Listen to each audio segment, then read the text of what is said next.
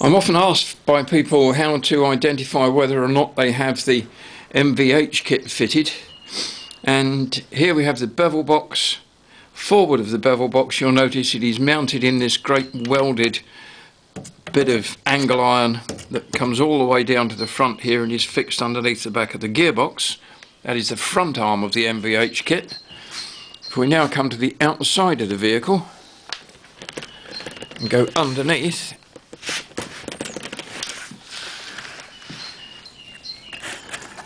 here and here are the brackets which hold the rear beam of the NVH kit, which is bolted to the back of the bevel box up there.